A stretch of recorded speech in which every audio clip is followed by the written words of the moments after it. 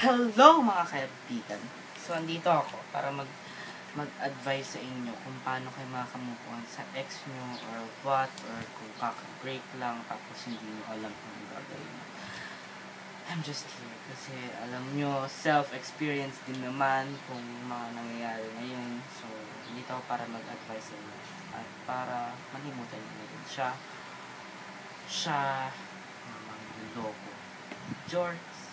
So, number one, syempre, move on talaga.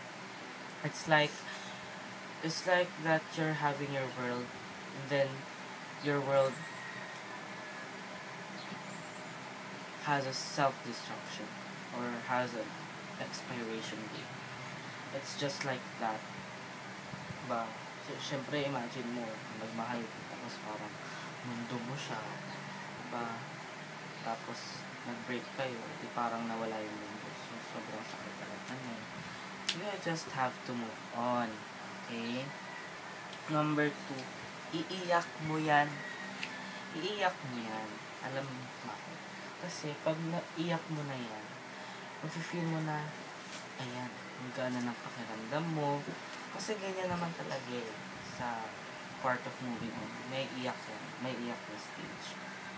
Pero hindi naman yung maliligo, iiyak, kakain, iiyak, matutulog, ihiga, iiyak, uupo, iiyak, uutusan, iiyak.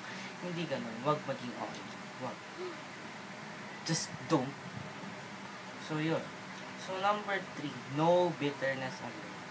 Huwag ka maging bitter kasi, alam mo, pag naging bitter ka, mas ipapadama niya pa sa'yo na naka-move on na siya, na okay na siya, na wala ka, gano'n. So, kailangan huwag ka maging bitter kasi mahirap talaga yun.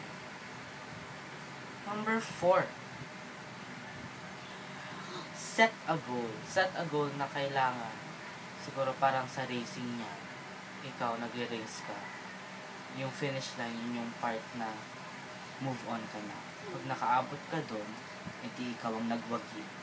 Siyempre, racing nga, diba? Hindi, joke lang. Siyempre, racing, set a goal, parang kailangan hindi palaging iyak, hindi palaging emotional. Kailangan, may goal ka na, makaka-move on ka, na mawawala na siya, na mawawala yung memories. Kasi yung memories na yan, yan yung magpapaalala sa'yo. Kasi sabi nga dito, sometimes, we don't miss the person, we miss the memories. So yung memories na yun, yung kailangan mong alisin, yung burahin. Okay? Yung burahin, para makamove on ka talaga. Number 5, just let it be. Just let it be means parang nag-break na kayo. Hindi tapos na, wala na. So, just let it be. Okay? Let it be. Huwag mo nang habul-habulin. Kung ayaw na, wala na. Kasi kung wala na, wala na. Hugot! Yun nga yun. Pag wala na, huwag mo nang habulin or what. Kasi, magmumukha ka ng tanga or desperado, diba? Yun nga. Number 6, find an attention. Yung find an attention, parang ganito yan. Kasi ako, nahirapan din ako mag-move on nun. So, ang ginagawa ko, parang nag-focus ako more on sa sports ko or more on sa hilig ko. Parang example niyan is pagsayaw kasi I like to dance hip-hop na, lalo na kung Matt Stephanie na yan. Hi Matt, kung nanonood ka. George, nasa stage yun. So yun, Matt Stephanie na yun nga magsayaw, or I also learned pennyboarding. So ayan, meron din na naman akong attention. So ayun, it helps me to move on from what I'm feeling now. Kasi dati talaga parang hindi din ako sumasaya, parang ang plastic ng smile ko. So ayun, we just need to find that attention. Parang ikaw, iyak ka ng iyak dyan. Parang hindi mo ba maiisip na, ay, iyak ako ng iyak. Bakit kaya hindi ako tumayo dito sa kama na to, or what, or kung saan man ikaw umiiyak. At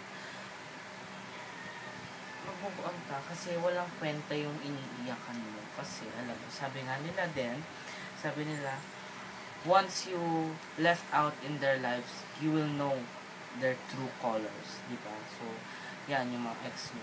Pero kasi, yung mga ganyan, na mga kasabihan, hindi yan ano. Kasi ako, para sa akin, na self-experience, yung mga nababasa ko na ganyan, pag naisip ko siya, hindi eh. Mahal ko pa rin kasi. Ganyan. Ganyan. Number 7, humingi ng advice sa kaibigan or what? Ayan. Humingi ka kasi alam mo, kung wala kang kaibigan, ay, kawawa ka dahil. So, kailangan mo ng kaibigan, mga someone to lean on, mga days, diba? So, ayun. Siyempre, humingi ka rin ng advice sa parents mo. Kasi, ang parents, yan, sabi nga nila, pabalik na sila, tayo papunta pa lang. So, mas marami silang na-experience tungkol dyan sa love na yan. So, yun, pwede din sa kanila manghingi. Besides, parents mo yun, diba? Huwag ka magsisikreto sa parents mo. Number 8, huwag mang-stalk.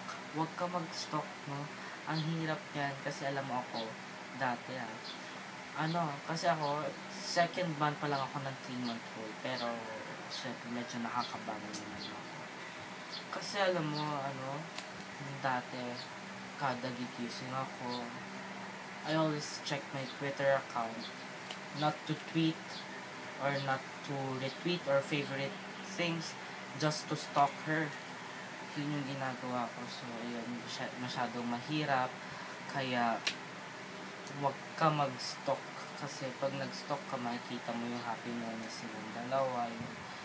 Diba ako, second month rule pa lang, pero yung bio niya, ganyan, mga tweets niya, diba? So, kailangan natin ng space talaga. Huwag ka mang-stalk kasi sobrang hirap mag-stalk. So, syempre yan, number 9. Huwag kang umasa. Although, umaasa din naman ako, pero huwag kang aasa. Kasi, alam mo yung aasa ka, para kang naghihintay ng relative nyo sa airport, pero yun pala, nakauwi na. Kasi parang naghihintay ka sa wala pala. Parang ganon din dito, huwag kang umasa na magkakabalikan. Kasi, pag tinignan mo sila sa mata nila, di ba sobrang parang saya na nila, yung tayo lumulugmok lang, di syempre kailangan talaga natin kailangan natin mag-move on talaga. Tsaka yun nga, yung sabi ko sa inyo,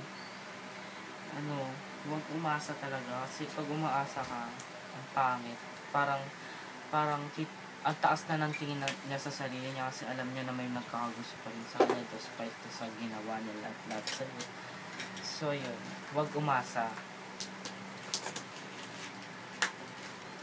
Number 10, last but not the least, be faithful to Lord. Kasi yan, si Lord, alam mo, isa rin yan sa tumulong sa amin, sa akin na mag-move on. Kasi kung naging faithful kay Lord, every night effective yan, every night na matutulog ka, mag-pray ka lang sa Kanya. Nako, swak. Pag nag-pray ka sa Kanya, ilabas mo lahat, kahit umiyak ka, mag-pray ka, basta mag-pray ka, sa Kanya mo ilabas, kasi siya yung nagbibigay ng challenges at alam ni Lord kung kailan niya ititigil at kung kailan niya itutuloy. Yun lang yun. So, ayan. Enough dramas na for now. I hope you liked it and you had so much intelligence and knowledge of how to move on. Sana may natutunan kayo sa video na to. Yun nga, huwag kayo masyadong umiyak dyan. Ako, tumawa ka naman sa mukha ko, tumawa ka. Ayan, so, yun nga. So, I'm just going to move this. So, ayun nga, sana matuwa kayo sa akin. At sa lahat kasi ako ngayon, sobrang hirap nga rin ang pinagdadaan ng mga nagmo-move on na tao. Kaya sa mga nagmo-move on ngayon, ako, shout out sa inyo. Kasi ang galing natin. Kahit napakahirap na, pero nakayanan pa rin natin. Sobrang thankful ako dun sa inyo. Okay, so yun lang yun. Bye guys!